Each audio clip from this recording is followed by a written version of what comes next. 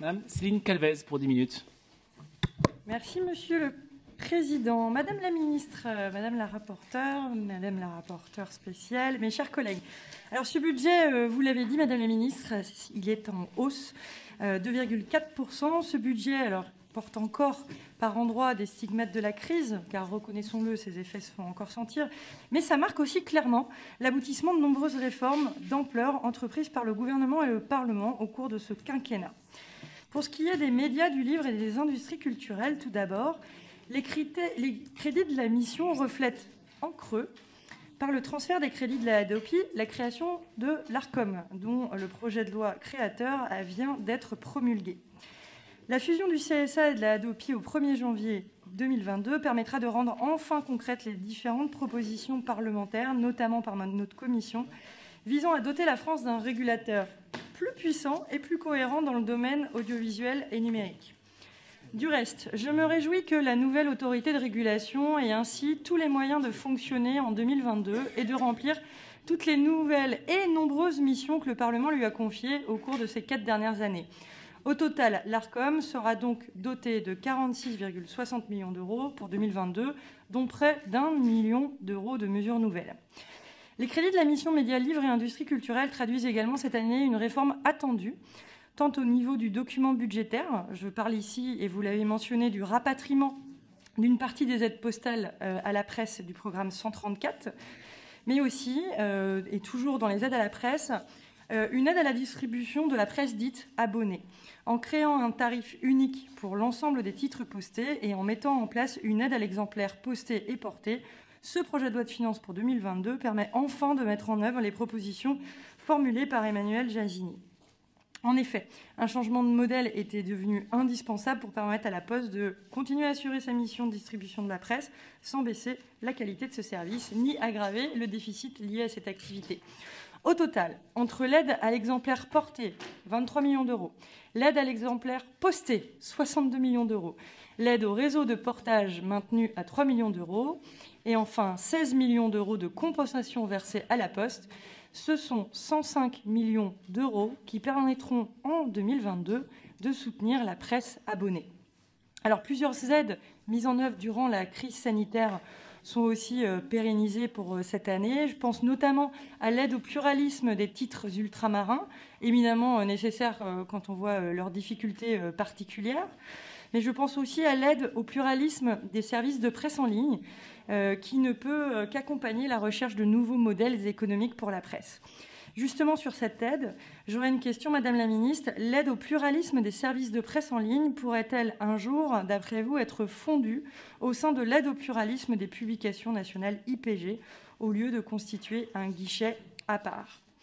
On peut aussi se féliciter que plusieurs dispositifs d'aide aient fait l'objet d'adaptations attendues par le secteur, notamment le Fonds stratégique pour le développement de la presse.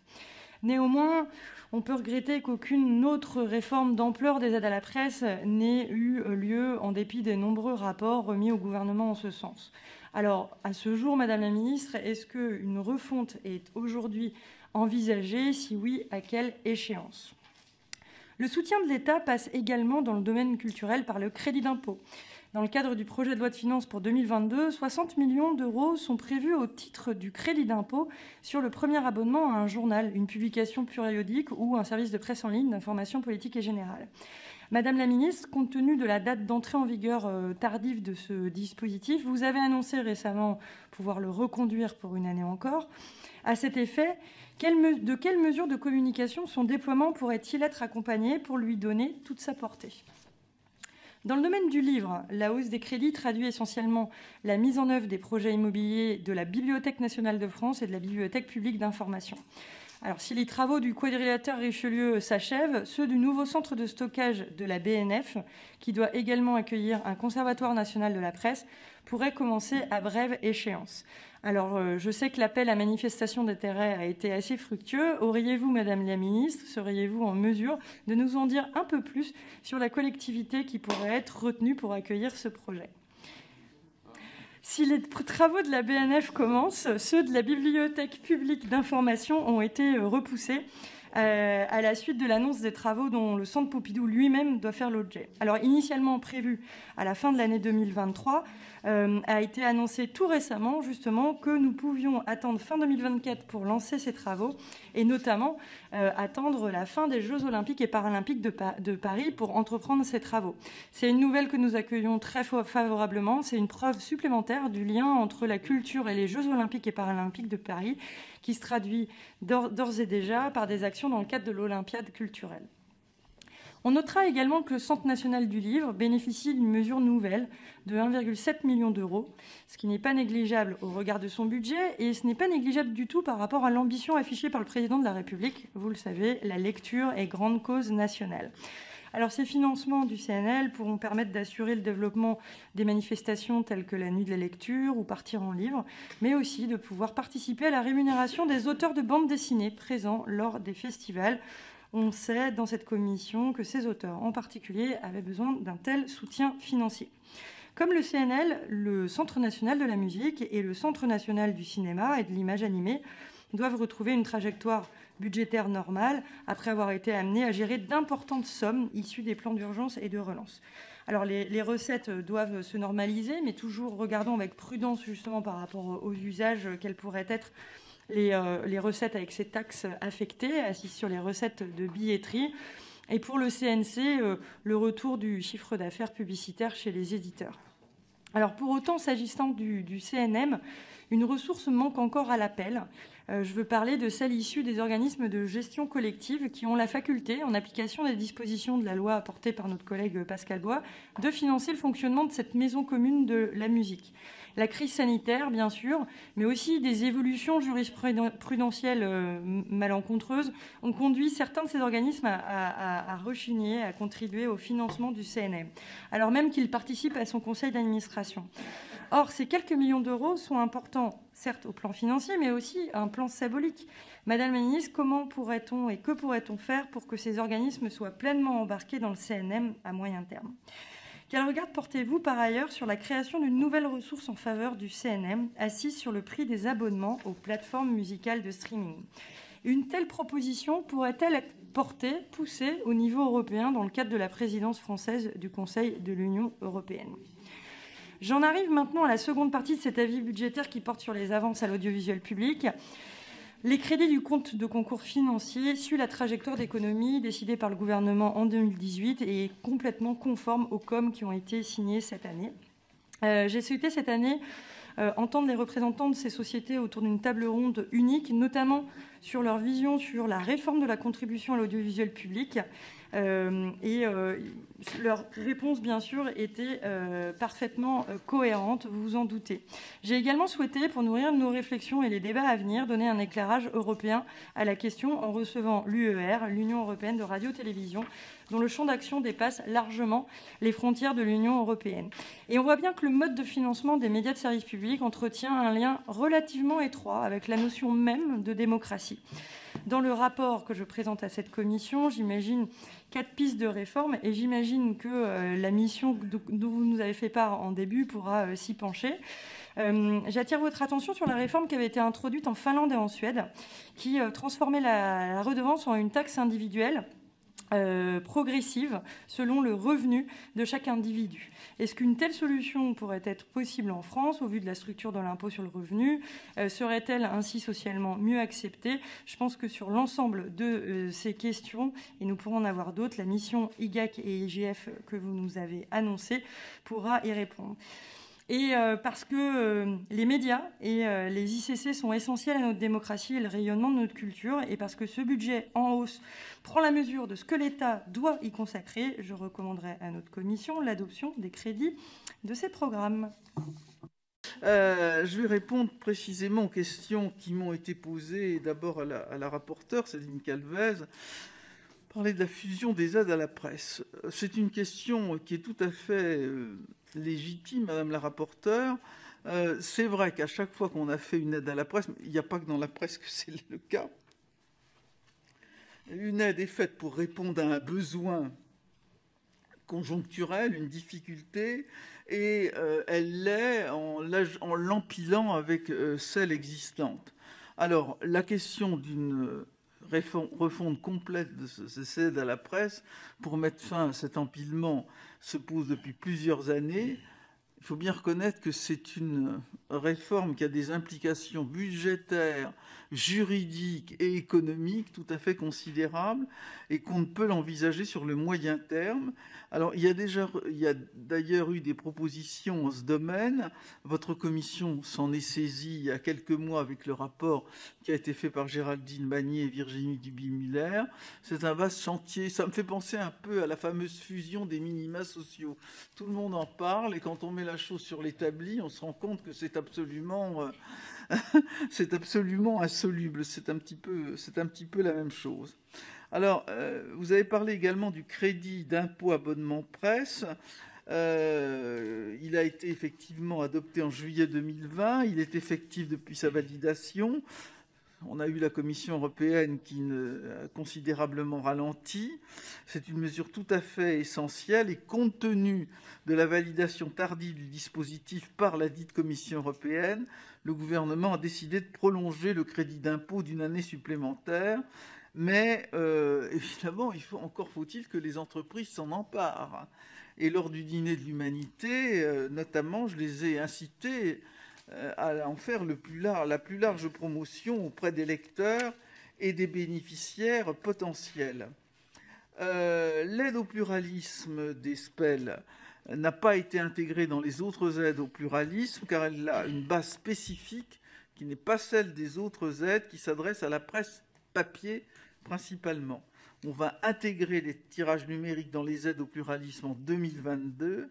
Ça sera la première pierre d'une refonte et d'une intégration de l'aide au SPEL dans l'architecture générale des aides au pluralisme.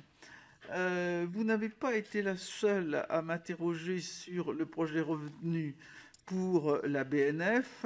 Alors, 80 dossiers ont été déposés par diverses collectivités territoriales dans le cadre de ce projet d'implantation. La BNF a déjà procédé à plusieurs sélections, s'est rendue sur plusieurs sites pour des visites et une instruction approfondie des dossiers. Le nom du lieu et du projet retenu doit être fait prochainement. Je rappelle que c'est une décision de la BNF. Ce n'est pas le gouvernement qui choisit le site de cette implantation. C'est un outil de travail pour la BNF qui correspond à une démarche de gestion de la BNF. Bon, ceci est bien posé, donc je ne vais certainement pas vous dire à la place de Madame Angèle la décision qui est prise et qui sera prise, plus exactement. Alors, la réforme du transport postal de la presse, là il y a eu plusieurs questions sur ce sujet. Et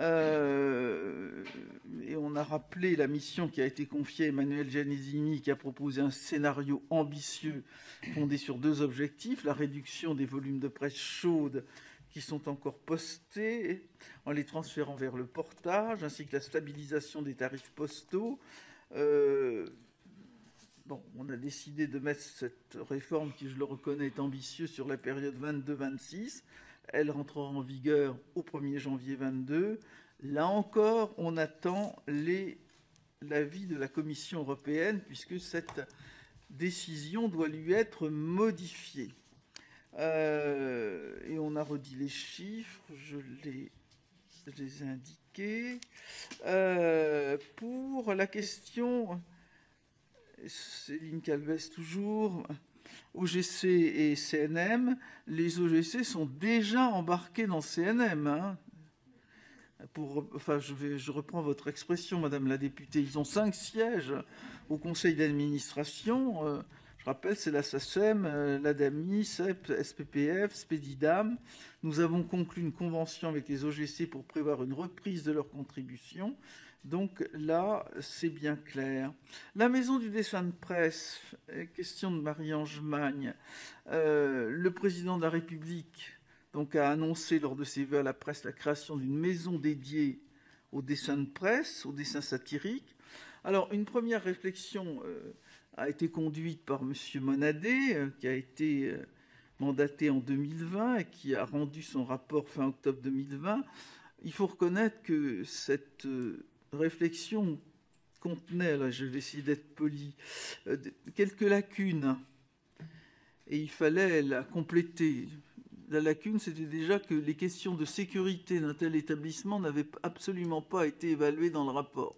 C'est quand même dommage parce qu'on peut penser qu'une maison de la caricature et du dessin de presse peut susciter quelques malveillances et constitue une cible tout à fait, comment dirais-je, enfin, je ne veux pas donner des mauvaises idées aux malfaisants qui rôdent. Alors, il y a 2 sites potentiels qui ont été privilégiés. Une école qui est située à Paris, dans le 6e, et qui a vraiment la faveur de Maryse Wolinski. Mais il faut reconnaître que l'engagement des collectivités territoriales est maigre, pour ne pas dire, et ensuite d'une localisation à Paris. Et il y a un bâtiment industriel à Limoges, à proximité du festival de Saint-Just-Martel, qui bénéficie alors, lui, d'un fort engagement de la région Nouvelle-Aquitaine, de l'appui de nombreux dessinateurs de presse, et je sais que beaucoup de députés ici sont très attachés à ce choix. Alors, ce choix devra intervenir prochainement. Il doit conjuguer l'attractivité culturelle et touristique de la ville d'accueil, la qualité du partenariat avec les collectivités territoriales et puis les conditions garantissant la sécurité du site. Tout à fait primordial, sécurité du site et des utilisateurs du site, que ce soit les agents ou les visiteurs. Mais pour montrer notre intérêt et notre détermination, vous avez vu qu'au programme 334, nous avons réservé une dotation de 2 millions d'euros pour cette maison du dessin de presse. Alors, c'est à la fois Céline Calvez et Marie-Ange Magne qui m'ont interrogé sur la taxe sur le streaming. Un petit rappel, le financement du CNM reposait initialement sur une combinaison simple, taxe affectée sur les billetteries de spectacle, contribution des organismes de gestion collective de la filière et un complément budgétaire de l'État qui s'est renforcé progressivement sur 3 ans. Alors évidemment, on a constaté l'effondrement des recettes de l'établissement avec l'arrêt des spectacles et ça a révélé la fragilité de la maquette de financement. L'arrêt de la Cour de justice de l'Union européenne a reporté durablement la contribution des organismes de gestion collective au financement du CNM. Alors, évidemment, dans cette conjoncture, il fallait explorer toutes les solutions qui permettraient de créer une plus grande symétrie entre les acteurs du spectacle et ceux de la musique enregistrée. L'une d'entre elles serait la taxation des ventes de musique, notamment par abonnement, par parallélisme des formes avec la taxe sur les recettes de billetterie. Cette proposition aurait l'avantage de permettre, comme dans le spectacle, une taxation de la filière par et pour elle-même, mais il faut reconnaître que cette solution pourrait déstabiliser le secteur de la musique enregistrée, qui a traversé une crise sévère, au cours de laquelle sa valeur s'est effondrée de 65% et qui n'a renoué avec la croissance que récemment, précisément grâce au streaming par abonnement. De plus, cette solution soulève de lourdes interrogations juridiques, notamment sur notre capacité à taxer des acteurs numériques, notamment évidemment les acteurs internationaux dans le secteur de la musique, pour la part de leur chiffre d'affaires réalisé en France. Alors, il est trop tôt pour se positionner en faveur d'une piste, mais il s'agira de retenir la solution la plus juste, la plus protectrice pour ceux qui bénéficient aujourd'hui des revenus du streaming.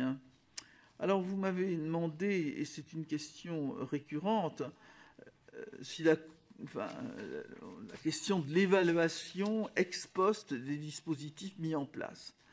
Bon. Je ne nie pas qu'il a pu y avoir quelques trous dans la raquette et quelques indélicats qui aient pu profiter de tel ou tel dispositif. Mais nous avions le choix. Soit bâtir des machines technocratiques avec des formulaires, des justificatifs, et puis avoir une certaine souplesse dans les dispositifs et une très grande rapidité d'intervention, parce qu'il y avait des gens qui étaient en train, pardon de la vulgarité de l'expression, qui étaient en train de crever. Et il fallait agir vite, avec le maximum de souplesse et le minimum de démarches technocratiques.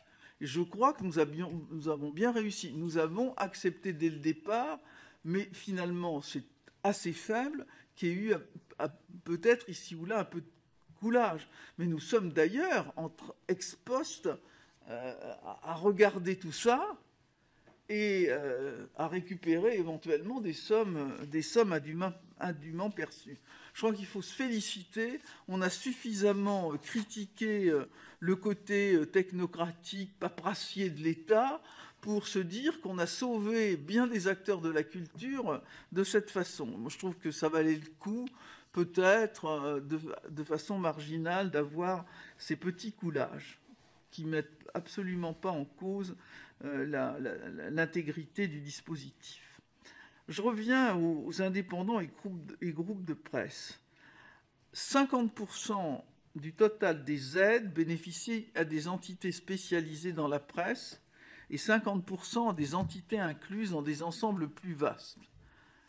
Pour protéger le pluralisme, l'objectif du législateur est d'éviter la constitution de groupes transmédia dominants sans pour autant empêcher un actionnaire possédant des activités hors presse d'investir dans la presse. C'est la primauté du principe d'égalité, aide au titre d'information politique et générale, sans considération de leur ligne politique ou de leur actionnariat. Et il est inexact de considérer que les aides à la presse sont captées par les grands groupes industriels. Certaines aides sont plafonnées par groupe et dans certains cas sont réservées aux structures indépendantes des groupes. Il y a une exigence accrue s'agissant des grands groupes. Le dispositif des conventions cadres en cours de finalisation avec les groupes ayant touché plus d'1 million d'aides en moyenne par an sur 3 ans conditionne les aides à la presse à des bonnes pratiques, notamment en matière de responsabilité sociale et environnementale. 23 conventions cadres déjà signées sur 38 éditeurs ayant vocation à entrer dans le dispositif.